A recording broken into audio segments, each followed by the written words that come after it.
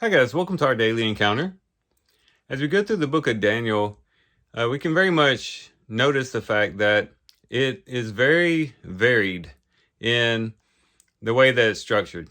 In the book of Daniel, you have stories, you have visions, you have dreams, you have prophecies, you even have a little bit of a hint of poetry, and you even have a mixture of language, as the latter part of chapter 2 going through chapter 7 was written originally in Aramaic as opposed to the Hebrew and the rest of the book. There is a lot of variety in the book of Daniel.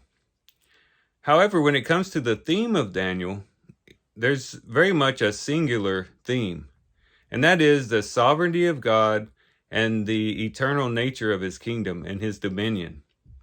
And as you go through the book of Daniel, time and time again, whether you're reading a story or you're reading a vision or a dream or a prophecy, whatever the case may be, you're always impressed with the sovereignty of God, the greatness of God, how he is above all other gods, he's above all the nations, and that he is really the one in control. And this can bring great comfort in times such as what we find ourselves in, where we have all these wars going on with Ukraine and Israel, and all the riots that are going on, and the consternation of the nations. And it's comforting to know that the God that we follow, the one that we call our very Father, is the one who is sovereign above it all, and that everything is being done and watched under his watchful eye, and that eventually he's going to bring justice to everything.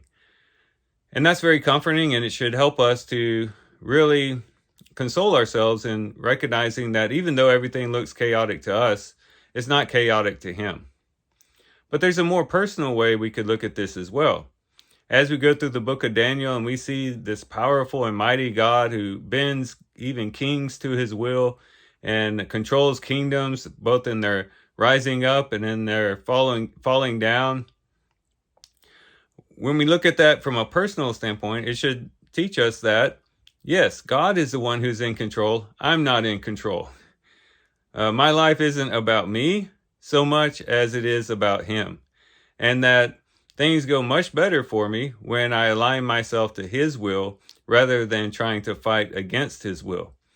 And so as we think of it from a personal standpoint, we should say, you know what, God, you are in control. If you are so high above the nations and so high above these powerful kings, certainly you're above me.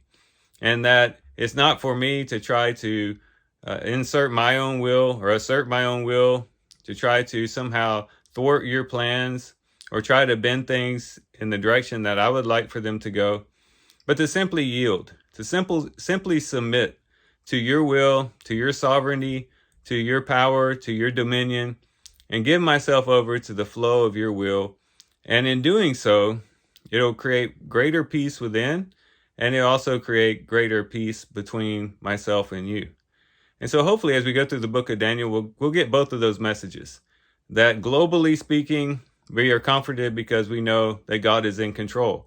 But personally speaking, it's a wake-up call for us to realize that he is the one who is in control. We are not in control of ourselves, and that we need to align ourselves to his will because he is God and we are not.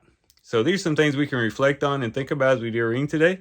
With that, guys, I do thank you for watching the video today. Hope you guys have a great day. Love you guys. God bless.